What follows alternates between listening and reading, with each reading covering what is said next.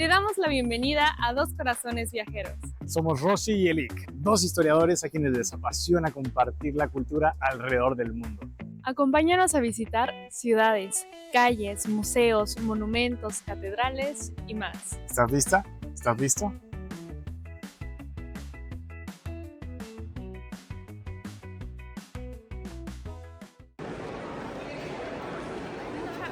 Mucha gente. En la primera parte de este video exploramos los primeros siglos de historia del Museo del Louvre. Ahora conozcamos sus etapas más recientes. En las décadas de 1850 y 1860 se llevaron a cabo grandes obras de ampliación y modernización del Louvre. Así, por ejemplo, el emperador Napoleón III mandó construir una nueva ala para dar más espacio a las salas de exposición. La Galería Miguel Ángel fue una de ellas. Actualmente, este espacio alberga esculturas italianas de los siglos XVI al XIX. Destacan los dos cautivos, esculpidos por Miguel Ángel, el esclavo moribundo y el esclavo rebelde. El primero no tiene esperanza, mientras que el segundo intenta liberarse de sus ataduras. La historia de este par de estatuas es un gran ejemplo de los vaivenes que las obras de arte enfrentan en ocasiones. Fueron encargadas a Miguel Ángel por el Papa Julio II para su monumento mortuorio, pero una vez fallecido, sus sucesores se rehusaron a pagarla por el alto costo que representaban, así que el artista las dejó inconclusas y las obsequió a su amigo Roberto Strozzi. Este se las dio al rey Francisco I de Francia. Más tarde, el nuevo monarca francés, Enrique II, las ofreció al condestable de Montmorency, quien las instaló en su castillo de Caen, pero después fueron adquiridas por el cardenal de Richelieu. Permanecieron en la familia de los herederos del cardenal más de 150 años, hasta que fueron confiscadas durante la Revolución Francesa y solo entonces entraron al Louvre. En esta misma sala encontramos una de mis esculturas preferidas. Antonio Canova retrata a la pareja conformada por Psique y Eros, el amor, Cupido para los romanos.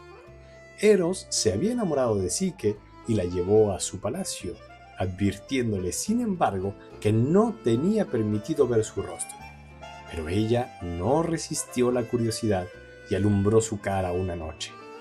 Eros la abandonó y ella vivió duras penas que costaron su muerte.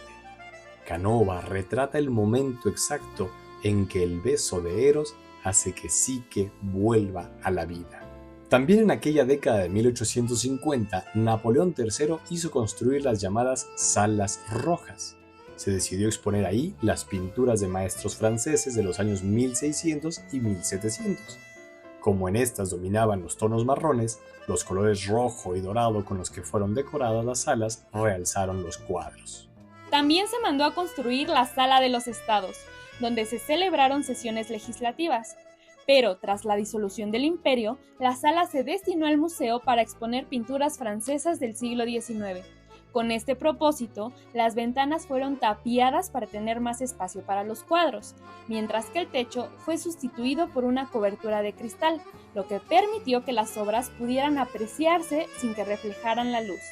Sin embargo, después de la Segunda Guerra Mundial, se decidió cambiar las piezas de la sala. Llegaron pinturas italianas y las francesas del siglo XIX se reubicaron en las Salas Rojas. ¿Y qué pintura italiana te imaginas que llegó aquí? Nada más y nada menos que la Mona Lisa. La obra que todas las personas que visitan este museo sueñan con ver y por supuesto fotografiar.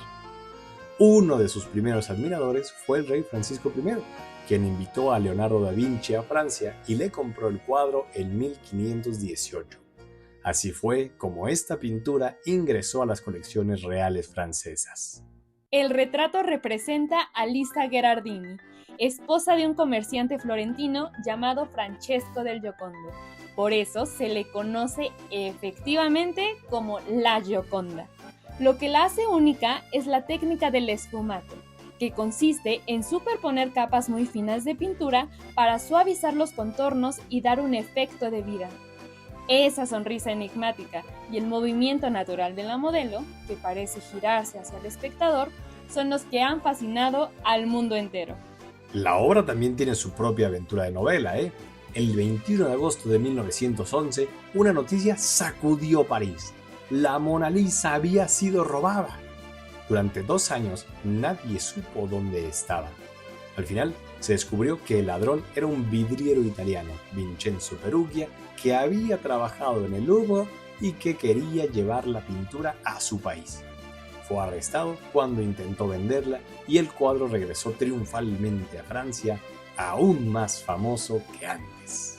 Justo frente a la Mona Lisa se encuentra otro gigante del arte italiano, Las bodas de Caná de Paolo Veronese. Es el cuadro más grande del Louvre, con casi 70 metros cuadrados, más de 6 metros de alto por 10 de largo y nada menos que 130 personajes representados. Un auténtico banquete de color y movimiento. La obra fue pintada en 1563 para decorar el refectorio del monasterio de San Giorgio Maggiore en Venecia. Veronese tuvo la audacia de situar la escena bíblica en un ambiente contemporáneo, una fiesta veneciana llena de músicos, sirvientes y comensales vestidos a la moda de su tiempo. La idea fue un éxito y le abrió la puerta a nuevos encargos. Por ejemplo, aquel cuadro titulado Cena en casa de Simón el Fariseo, una obra que, por cierto, ya analizamos en nuestro video de Versalles. Pero bueno, regresando a las bodas de Caná, en 1797 las tropas de Napoleón se la llevaron enrollada hasta París. Por su parte, sobre los muros de las salas rojas donde quedó expuesta la pintura francesa, hoy encontramos obras tan destacadas como La balsa de la Medusa de Théodore Géricault. Este inmenso cuadro representa un hecho de 1816, cuando la goleta La Medusa naufragó y sus supervivientes quedaron a la deriva durante 13 días, enfrentando hambre, sed, enfermedades e incluso canibalismo. Solo 15 de los 150 náufragos sobrevivieron. Géricault combinó la composición clásica con un realismo impactante, mostrando los cuerpos debilitados y hacinados en la balsa. Para preparar esta pintura, estudió a supervivientes, hizo bocetos y observó cadáveres, creando una obra que dividió a la crítica de su tiempo y que llegó al Louvre en 1824. También se encuentra una pintura que me encanta intensamente, que de hecho es una de mis pinturas favoritas en todo el mundo, La libertad guiando al pueblo, de Eugène Delacroix. Esta obra no retrata la Revolución Francesa de 1789, como comúnmente se piensa, retrata más bien la Revolución de 1830, cuando los franceses se opusieron a la restricción de libertades que ejecutaba el rey Carlos X.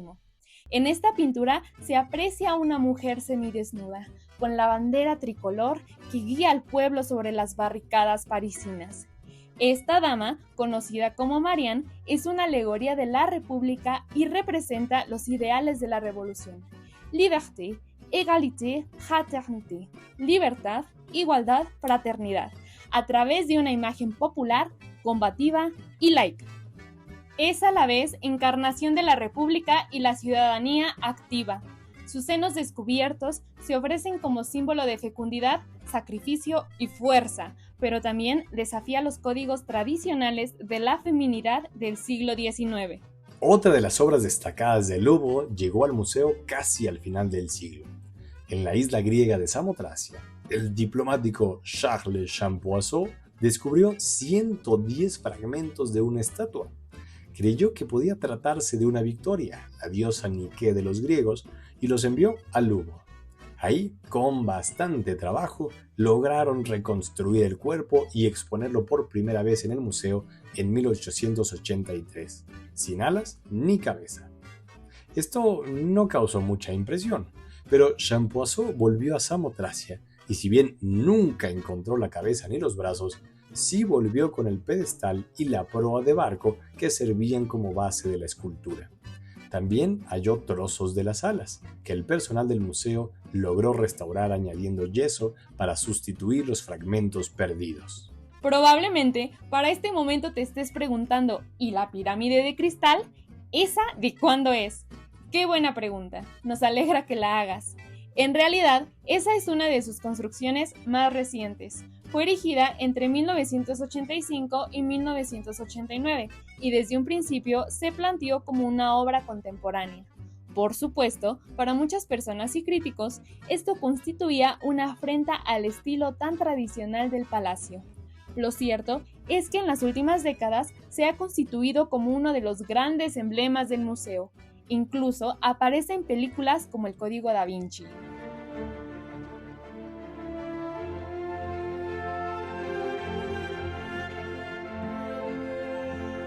The blade and chalice guarding o'er her gates.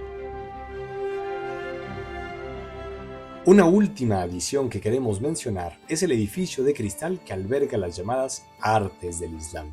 Anteriormente, el museo había expuesto piezas de este tipo junto con las antigüedades orientales, pero en 2012 se inauguró este nuevo espacio que abarca desde el nacimiento del Islam en los años 600 hasta los 1900 y alberga objetos de una amplia extensión geográfica, desde India hasta España, pasando por el norte de África.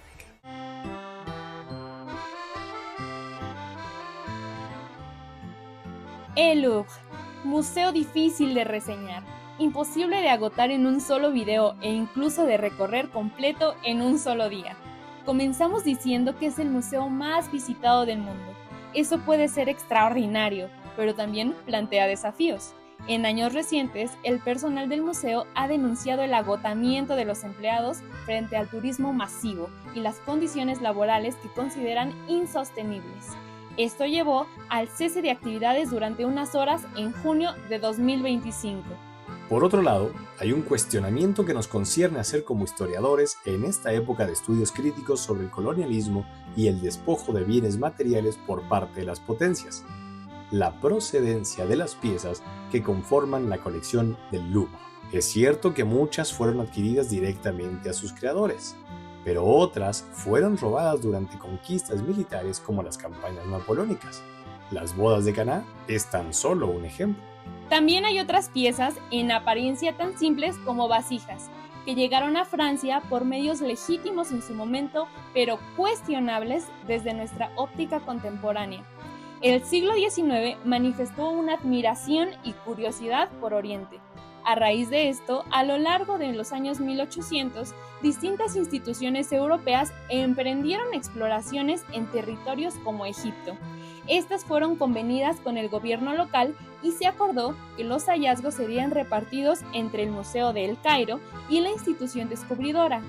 Sí, hubo acuerdos, pero ¿no se dieron estos en circunstancias de desventaja? ¿Y acaso no pensaríamos hoy que el patrimonio histórico de un territorio debe permanecer en su lugar de origen? Todas estas reflexiones nos obligan a considerar no solo la belleza o la fama de las obras, sino también las circunstancias que permitieron que llegaran aquí y el debate sobre su retorno a los lugares de procedencia. ¿Tú qué opinas sobre esto? Si quieres conocer recomendaciones prácticas para visitar el Louvre, ve nuestro video al respecto aquí en nuestro canal de Dos Corazones Viajeros. Si quieres saber más sobre secretos históricos, síguenos en todas nuestras redes sociales, comparte este video y coméntanos qué te pareció.